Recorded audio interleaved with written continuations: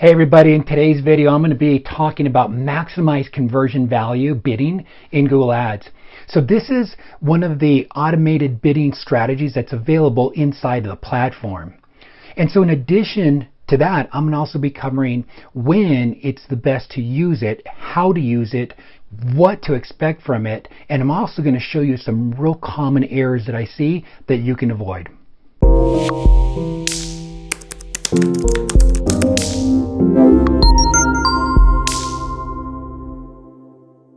Hey everyone, I'm Richard Cruz, and my agency WSI Priority Media, we test new Google Ads strategy every day in our own accounts. We're discovering what's working, what's not, and we create these videos so I can share with you ideas to be able to help you get better results with your own Google Ads campaigns. So today we're talking about the maximize conversion value in Google Ads, and it's a bidding strategy in your Google Ads platform. The goal of using the max total conversion value of your campaign within your specified budget is what it's going to do. So the strategy is exactly that. It's a bidding strategy that gives Google the freedom to really maximize the value of returns in terms of total revenue figure that's attached to your conversions. So Google's trying to maximize that with the available budget to the algorithm. So simply put, when you run this bidding strategy, you're telling Google, go out there, find me as much money as possible. And so, but having said that, maximize conversion value bidding is a really solid strategy, but before you do it, you have to already have a conversion tracking set up, since you have to assign the values to your conversions. If not, the whole program is just going to be ineffective. So set up your conversion tracking first. And so here's an example of where you need to set up your conversion tracking. So here you'll see what you want to track. If you want to track website purchases, newsletter signups, their button clicks, or other website actions, set up your conversion tracking for your website.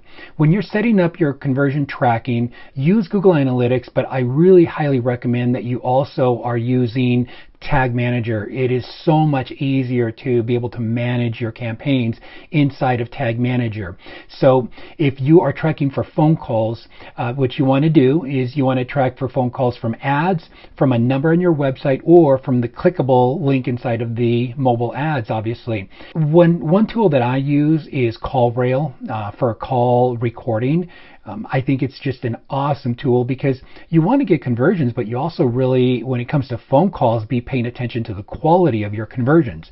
And those quality of your conversions are everything, because in the end, you are looking for profitability. And so they have a really nice integration, and you can track your phone calls extremely well, track your conversions, obviously, and be able to have that voice option as well too. And then if you're a local business and you're trying to track offline conversions or store visits, then you want to make sure that you have that set up. That is something that not all businesses are white labeled for. You have to have a certain level of criteria that you need to be able to meet. And so if you have that set up and it's available, then you want to make sure that your tracking is set up for offline conversions. And then that way Google's machine and AI can be able to sense when people have made that visit to your store and can attribute that and put that total into your maximize conversions. Then is, when do you use maximize conversion value? Since you need the conversion value before running this kind of bidding strategy, what we do is we do manual bidding first. We run a max conversions campaign so that we can get the data right away, and we control the bids. And so after manually we've got about 30 conversions, we now have enough data to be able to shift to one of the automated bid types like max conversion value. And when we're switching to that bidding from starting manually and seeding and collecting that data, it's giving us much better, clearer insights before we're running the max conversion bidding on an automated basis. And so in wrapping up, some additional pointers is, like I said, Don't forget that you need to have a conversion tracking set up first before you can run maximize conversion values. It's really important that you bid on the lifetime value, not just the customer value.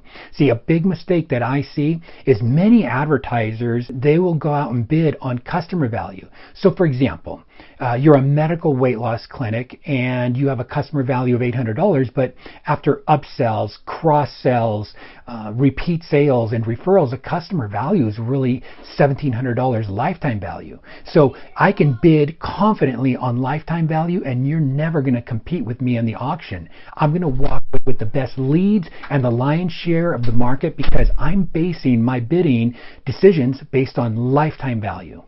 And so finally, it takes an average of 2 weeks before you can see optimized results. So don't worry if it feeds out slowly at the start. Don't pause your campaign in the first 2 weeks. Let it run long enough to be able to gather data and to be able to learn so that you can get the real results from a maximized conversion value bidding strategy. And those are my tips on maximized conversion value bidding in Google Ads. I hope that you've learned at least one thing in this video, and if you did, do me a favor, leave that one thing in the comments below. And if I can be of help to you in your marketing, call me or message me at wsiprioritymedia.net. And don't forget to give this video a big thumbs up and share it and subscribe so that you're alerted of future training videos like this one. Thank you for watching. Have an amazing day.